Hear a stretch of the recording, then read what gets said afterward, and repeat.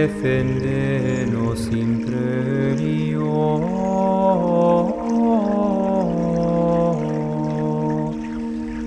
Ut non pereamus.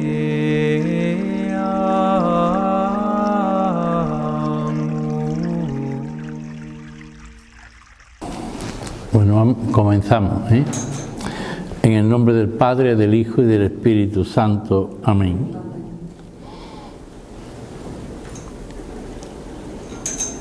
Hemos pensado que para comenzar con el segundo libro, La Tierra de Dios, que trata de la ascética cristiana,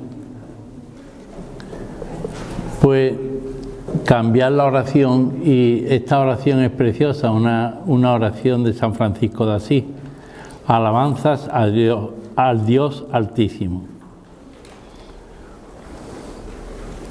El Salmo 115, versículo 1, dice: no a nosotros, Señor, no a nosotros, sino a tu nombre da la gloria, por tu misericordia, por tu fidelidad.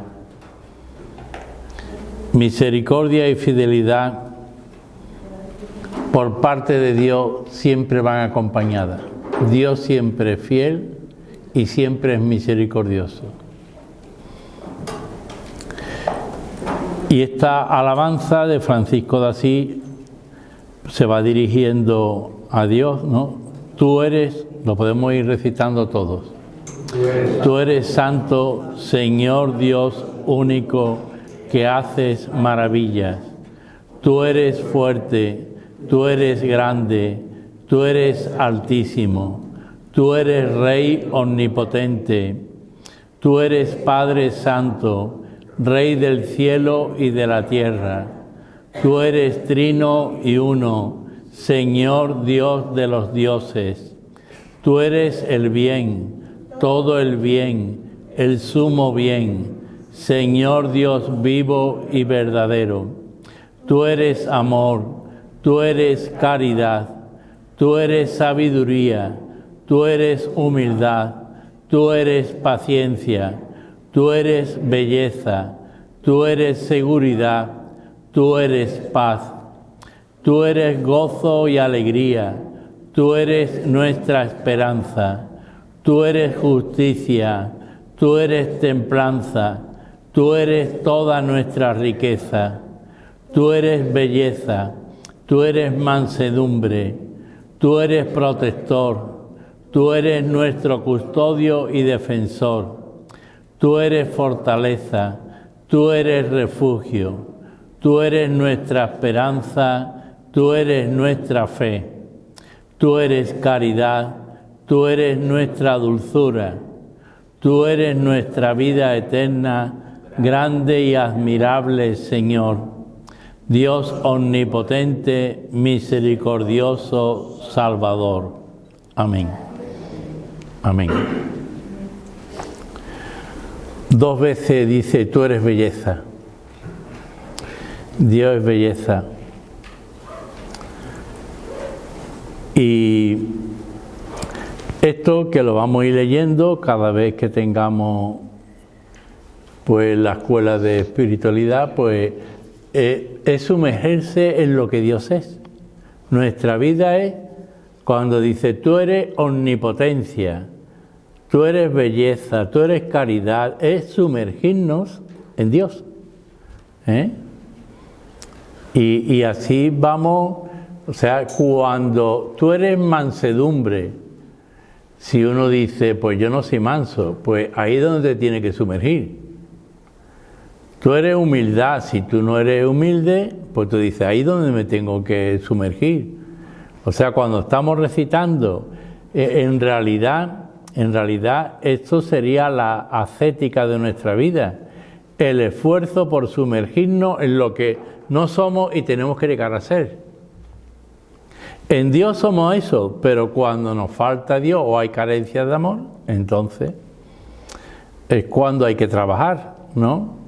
Siempre movido por el Espíritu. Habíamos visto el primer libro de esta colección, que un día pues el Señor me inspiró hacia la búsqueda espiritual, donde hemos elaborado el primer libro, que era como los temas fundamentales de la vida espiritual, temas que hay que tratarlos constantemente, ¿no? Ahora vamos a ver otros temas.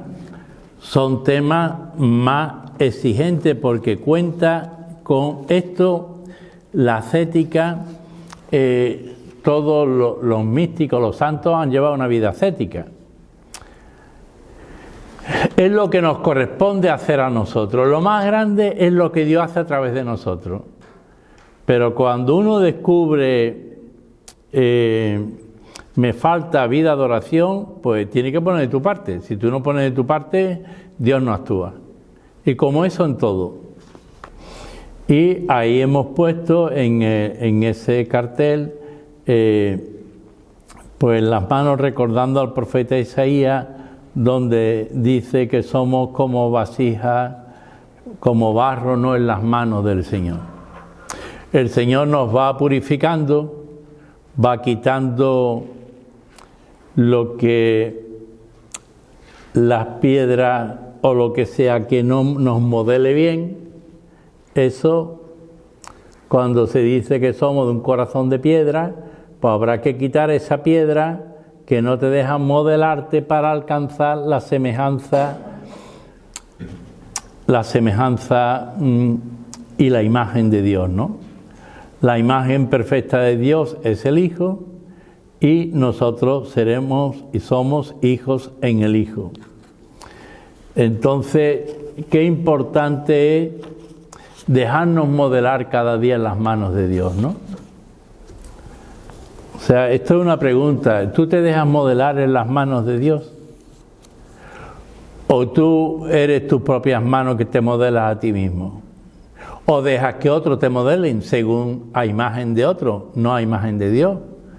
Porque yo puedo dejar que otras personas me modelen y yo puedo ir según complaciendo a los demás cuando se nos dice hay que obedecer a Dios antes que a los hombres, San Pedro lo dice, hay que obedecer a Dios antes que a los hombres. Entonces nuestra vida tiene que estar en las manos de Dios y dejar que Dios nos modele. No que nos modelen los demás, no para complacer a los demás, sino para que se realice el sueño de Dios en nuestra vida y se realice lo que Dios quiere en tu vida, que es lo que te va a hacer feliz.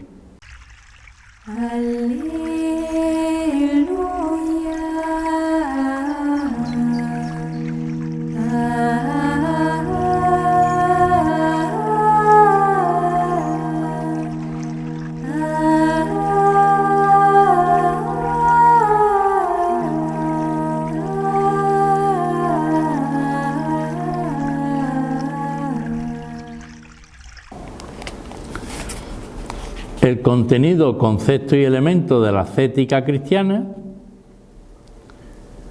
el dinamismo del crecimiento espiritual, la noche oscura del alma, espiritualidad del desierto, el combate espiritual es un tema clásico. Hay pocos libros sobre el combate espiritual, hay pocos, pero es un tema importante. San Pablo va a entender la vida cristiana como un combate espiritual o como una carrera. Entiende como una lucha y combate contra los enemigos del alma, que ya lo veremos, o como una carrera, que hay que llegar a la meta y no quedarse a la mitad. O sea, cuando nosotros hemos emprendido un camino, es un camino, fijaros que Jesús dice que la puerta es estrecha. Luego, no es fácil el camino cristiano, es que vamos totalmente contracorriente. El otro día nos hablaban en Nigeria de la persecución de los cristianos. Todo el sur de Nigeria es casi todo cristiano y el norte no. pero hay una persecución muy grande, y lo que habían sufrido y lo que sufren los cristianos, o sea, la persecución de los cristianos, ¿no? Tienen que tener un combate y tienen que tener una gracia de Dios. Por eso yo digo que vivamos todos en gracia de Dios. El ayuno en la vida espiritual, aclarar los conceptos del ayuno, que se ha debilitado mucho en la Iglesia Católica, pero ahí yo doy una explicación bastante exhaustiva de lo que es el ayuno. Y junto con el ayuno son las 3 prácticas penitenciales: el ayuno, la oración y la limosna, que el miércoles de ceniza se habla de estas prácticas que existían en el judaísmo, y que nosotros seguimos haciendo. Pero son prácticas donde Jesús dice que se hagan en secreto, en lo escondido. Después está el tema fundamental, porque hoy, para no haya autoengaño, el acompañamiento espiritual y la ayuda fraterna. Que no sea uno por sí mismo porque muchas veces nos engañamos y decir, bueno, como Dios es bueno y Dios es misericordioso, y soy así, pues yo no tengo nada que cambiar, ¿no? Pero si alguien te dice, sí, pero esto lo tienes que corregir porque esto no es de Dios y esto sí es de Dios. El acompañamiento espiritual y la ayuda fraterna siempre ha estado, y desde el principio en la historia de la vida cristiana.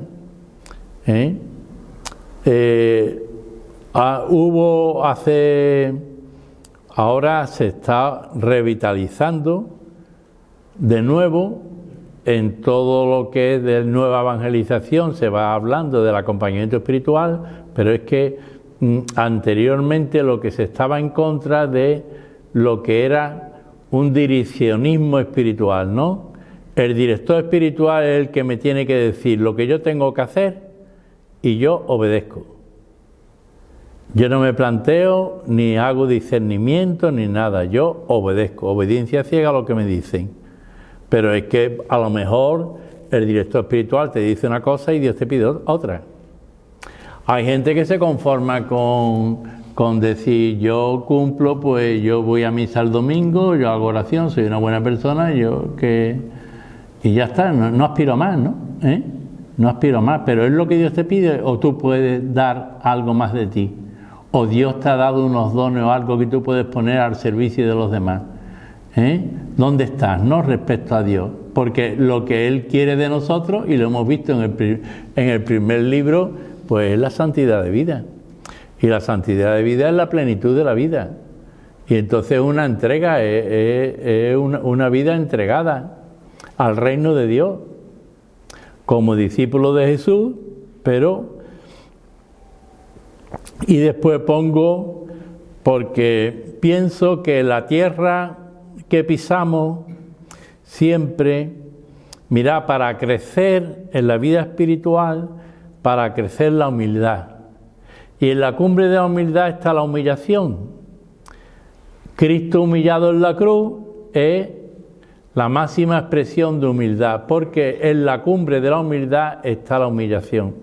Y entonces muchas veces, y así lo he vivido, me he tenido que humillar por algo más grande, como puede ser el perdón.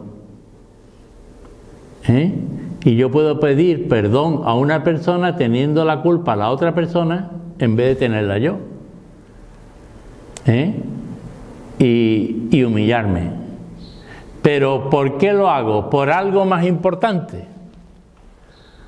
Porque aparte de que si tu hermano tiene algo contra ti, ve y deja la ofrenda sobre el altar. Si tu hermano tiene algo contra ti, no si tú tienes algo contra tu hermano, deja la ofrenda sobre el altar, ve y reconcíliate con tu hermano y después lleva la ofrenda.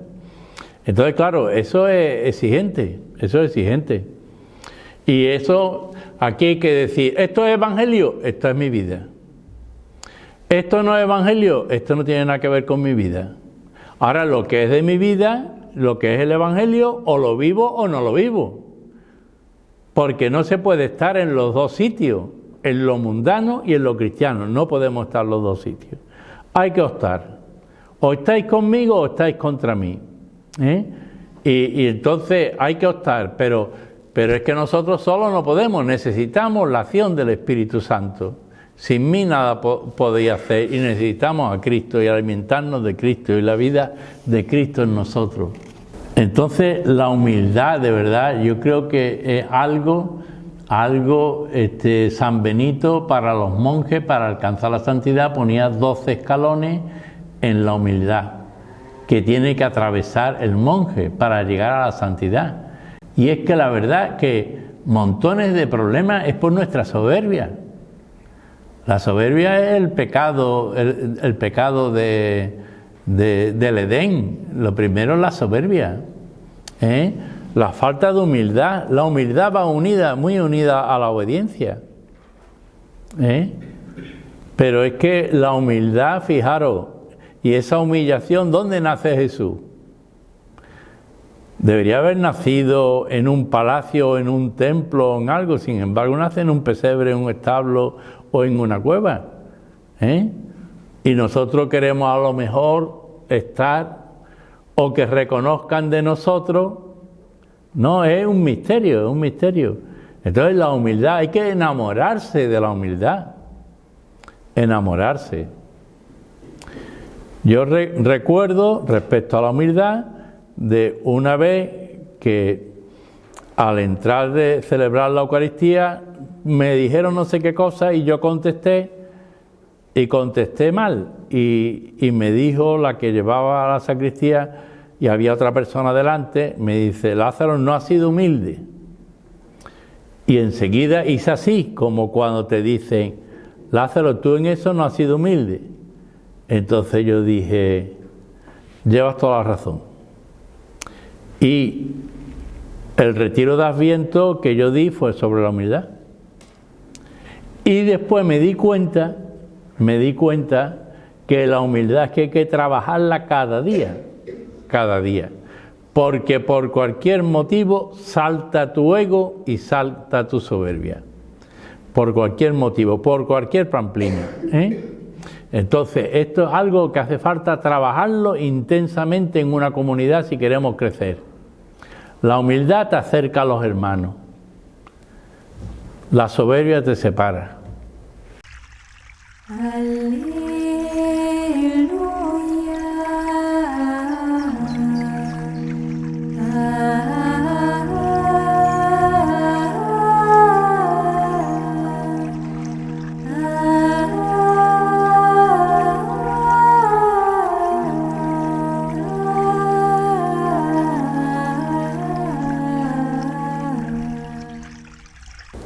Recomponernos de nuevo implica.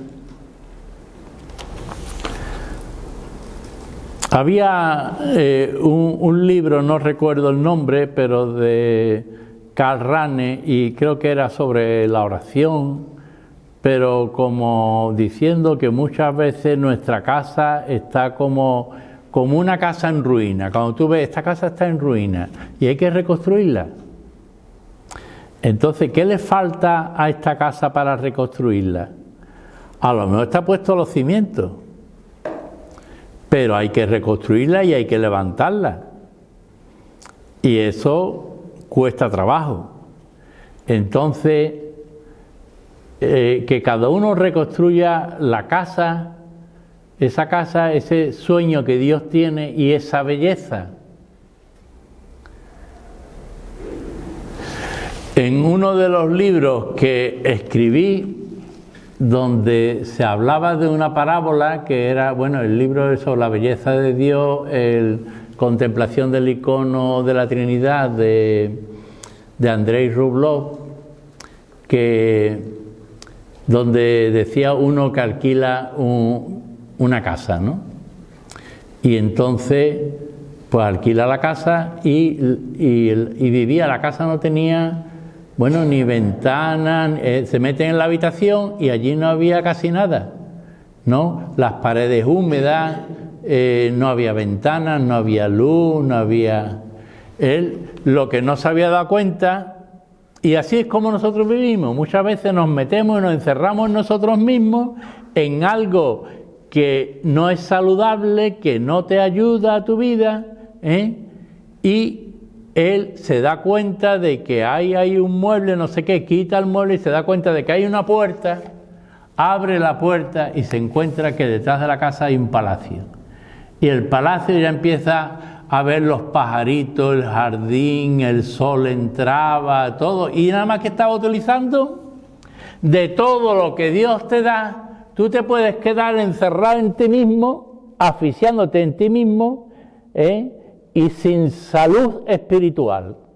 Me encierro en mí mismo y me quedo encerrado, cuando Dios tiene para ti un palacio y tiene luz y tiene naturaleza y tiene jardín y tiene los pájaros que son felices allí y tú te pierdes lo mejor de la vida porque te has encerrado en ti mismo. Entonces hace falta recomponernos. De nuevo, implica esfuerzo, desprendimiento y renuncia y dolor. Y dolor.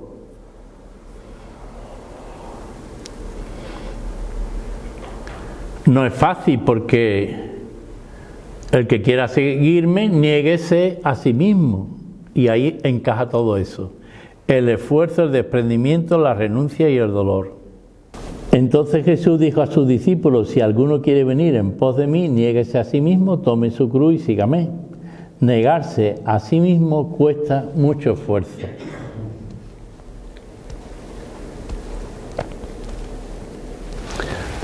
Manolo Gartier, que fue de unas conferencias que me dieron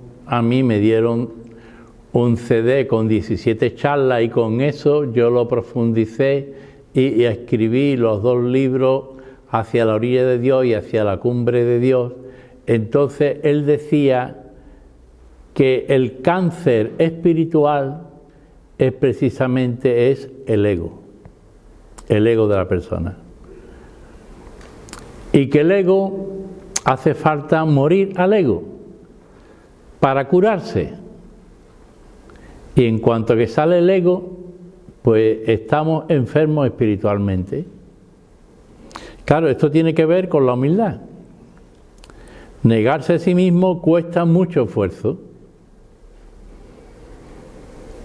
Montones de veces hago lo que no se me apetece hacer, pero sé que es un bien para la iglesia, un bien para los demás y un bien para mis hermanos y un bien para la comunidad, y no es que se me apetezca, pero ¿por qué? Porque tengo que morir a mí mismo. Entonces aprender a morir a uno mismo y a morir al ego para crecer en santidad, pero porque nuestra vida es servicio a los demás. Es servicio, es servir. Y además, humildemente, Jesús se arrodilla ante los discípulos. Se arrodilla. Toma la condición de esclavo. En el fondo se humilla. Tú lavarme los pies a mí, le dirá San Pedro. Y sin embargo, Señor, tú eres nuestro Padre, nosotros la arcilla y tú nuestro alfarero, todos somos obra de tus manos. Es una imagen preciosa del profeta Isaías, donde Dios es el alfarero y nuestro Padre, y nos coge en sus manos, y ahora, pues, ¿qué hace falta? El barro que sea dócil. Aquí hay que dar una respuesta de docilidad al Espíritu y de docilidad a Dios, y que Dios te lleve. Y no entiendo esto, pero yo lo pongo en sus manos y Él me lleva. Todo lo que ocurre en la vida, todo es para nuestro bien, dice San Pablo. Entonces el sentirse uno en las manos de Dios, no tirado y arrojado en el mundo, como que hay que vivir y hay que vivir la vida, pero no en las manos de Dios, ¿no?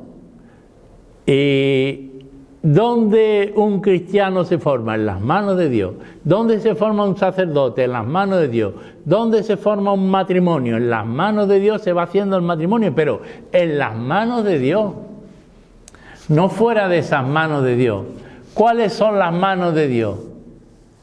No sé si lo decía San Ireneo o decía, las manos de Dios son Jesucristo y el Espíritu Santo. Esas son las manos con las que Él nos modela, con Jesucristo y el Espíritu Santo.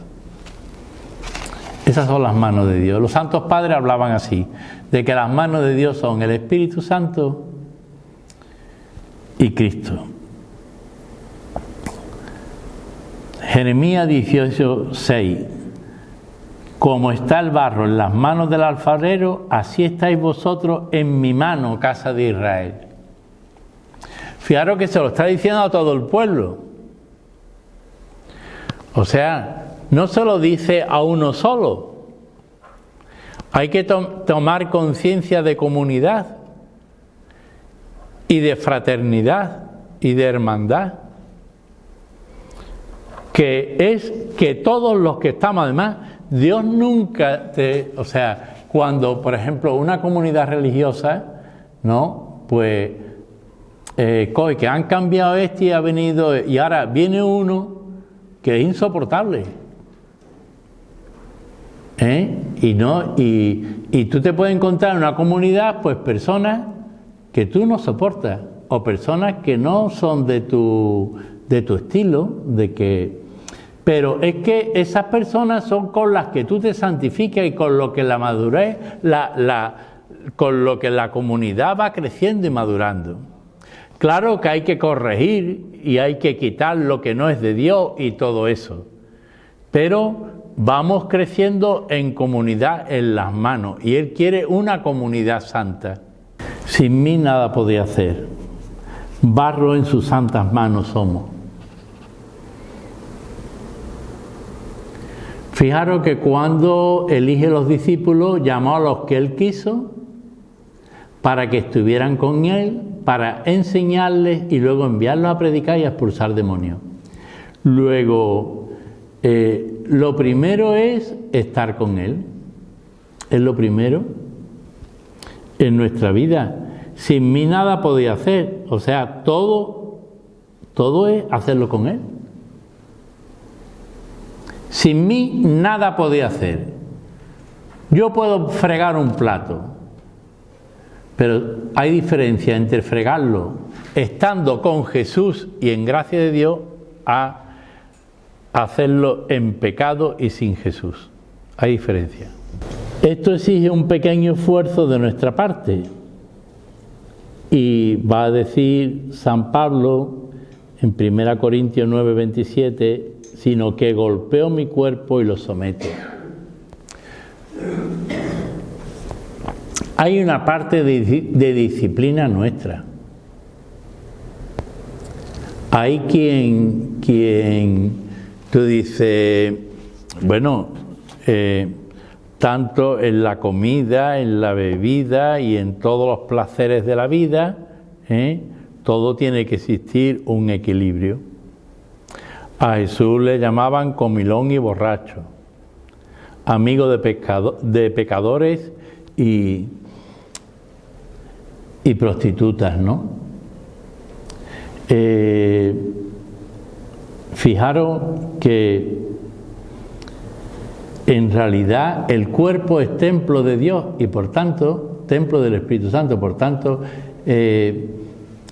¿cómo puedo yo dominar a mi cuerpo? Porque si el cuerpo siempre te va a pedir más. Dice Jesús, el espíritu es el que da vida, la carne no sirve para nada. Lo dice Jesús. El espíritu es el que da vida. Yo muchas veces digo, el espíritu, en realidad el cuerpo siempre estoy tirando de mi cuerpo para que responda a mi espíritu.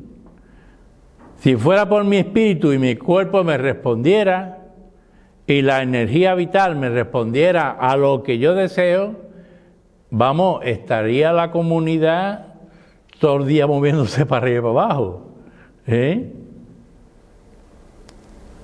Claro, yo sé a dónde tengo que llegar, qué es lo que él me va pidiendo, qué es lo que quiere, pero muchas veces no tenemos fuerza física para responder a lo que deseamos.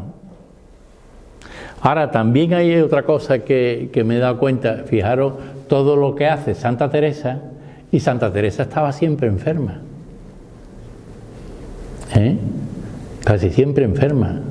Y funda no sé cuántos conventos y va para allá, para acá, en los carromatos de entonces, por los caminos de entonces, y con fiebre. Y recuerdo una vez que tenía que dar ejercicios espirituales y yo tenía 38 y pico de fiebre, y digo, no, voy a darlo para que se vea que lo da Dios. Eso lo he explicado ya, os lo he dicho una vez, os lo conté. Que enfermaron 5 y yo salí sano. Pero el cuerpo hay que dominarlo. Pero ahora, ¿tú puedes dominar tu cuerpo? ¿Qué va?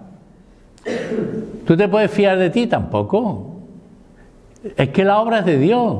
Deja que el Espíritu actúe. Y fíate de Dios, confía en Dios, confía plenamente en la acción de Dios. Ten confianza en Dios, pero deja que Dios actúe en tu vida. No le cierres las puertas. Entonces, golpeo mi cuerpo y lo someto. ¿A fin de qué? De que el cuerpo siempre sea templo de Dios, lugar sagrado donde Dios habita. Nuestro cuerpo siempre templo de Dios. Además, por el bautismo no nos pertenecemos, somos de Dios. Y bueno, existe el pecado, existen las tentaciones, existe otro, pero cuando se vive lo que estoy diciendo, cada vez el demonio tiene menos cabida en nuestra vida. Ahora, cuando los miércoles incompletas dice no dejéis resquicio al diablo, es que el diablo entra en cualquier momento, cuando menos lo esperáis. Y entra por donde tú no crees que puede entrar. Y además, cuando tú te creas que has conseguido algo, pasa algo y tú dices, sí, estoy como empezando. En la vida espiritual es así. Pero no por eso tú no estás aquí, sí, lo que pasa es que has tenido, bueno, pues corrige eso y enseguida te pones aquí. La vida es un constante camino de perfección, es lo que llamamos la ascética, con acento sobre el ser humano, pero siempre impulsada por el Espíritu Santo. Hay una parte que nos corresponde a nosotros. Mirad, hay quien quisiera ser santo, pero no hace nada para hacerlo. Hay quien quisiera ser muy orante, pero nunca se pone a orar. Hay quien quisiera pues estar más cerca de los pobres, pero nunca da una limosna a los pobres, nunca se para para hablar con ellos, ¿no? Es que una cosa es lo que deseamos y otra cosa es nuestra realidad. La acción es de Dios, pero ¿hacia dónde tiende tu corazón? ¿Qué busca tu corazón? ¿Qué desea tu corazón? La vida es un constante camino de perfección. Y a eso ser perfecto como mi Padre Celestial es perfecto. O sea, nosotros tenemos que tener los rasgos de Dios nuestro Padre y de la Santísima Trinidad en nuestra vida. ¿Cómo es Jesús? Jesús es el rostro del Padre, pues parecernos a Jesús, ¿no? Parecernos a María, que dio a luz al que es la luz del mundo. A esto se le llama la ascética. Se pone el acento, ahora se pone el acento en el esfuerzo personal, y en la mística es sobre todo Ya cuando uno llega a la mística, que sería el siguiente libro, El fuego de Dios, la mística, ya el místico ya está acostumbrado a una vida ascética. No tiene que plantearse si ahora se me apetece ir como tenemos lo de espiritualidad, se me apetece ir, voy. Hoy, como hace un día regular, me quedo en la casa calentito y no voy. Eso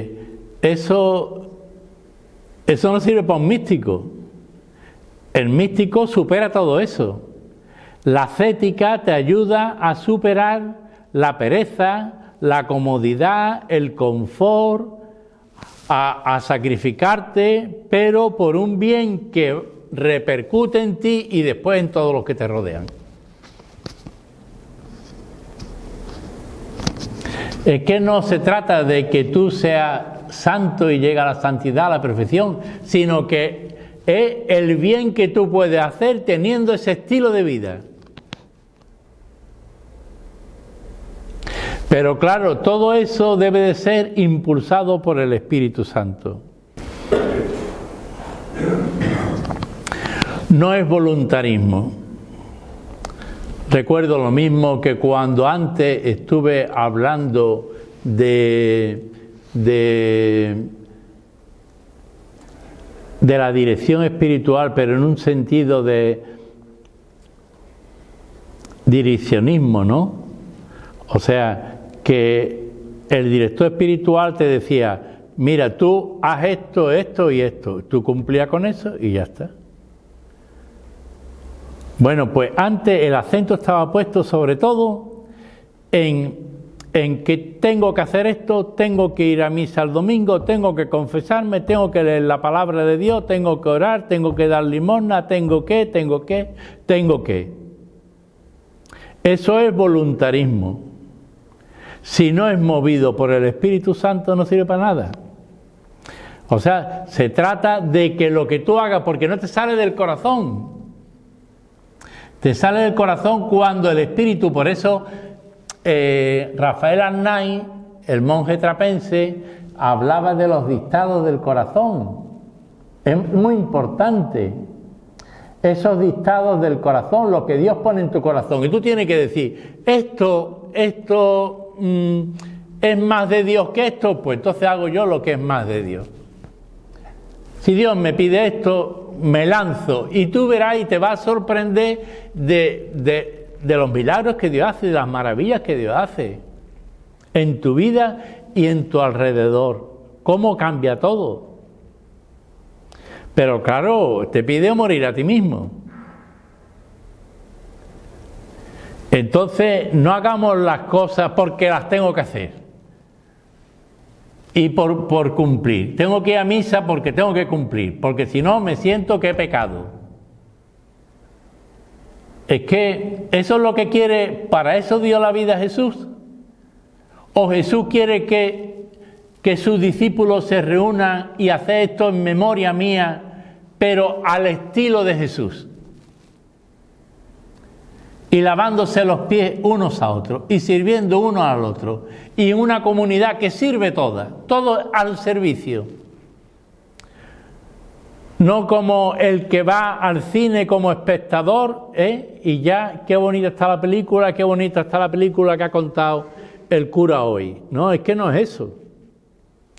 Ahora, si tú pones el corazón, y tú dejas que el Espíritu te mueva y estás atento a todo, entonces verás cómo cada Eucaristía es un verdadero milagro que Dios hace con tu vida y con la comunidad. Él no necesita hacer esto en memoria mía. ¿Por qué diría él eso a sus discípulos? Y lo dice, después le traiciona a Judas y Pedro le niega. Somos pecadores, bien, pero bueno, pero después Pedro va a decir, Señor, tú sabes que te amo. Y el otro piensa que no hay perdón para él. Y Dios siempre nos perdona. Porque es amor y no puede ir contra su amor. ¿Quién nos separará del amor de Cristo, dirá San Pablo. No es un fin en sí mismo, la ascética.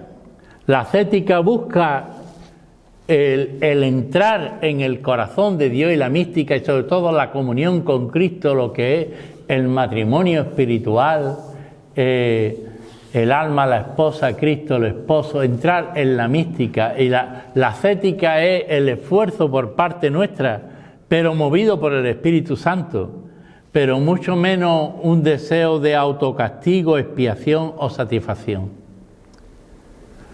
Uno puede pensar, he pecado, he tenido este pecado. Bueno, pues para satisfacer ese pecado voy a sacrificarme en esto otro.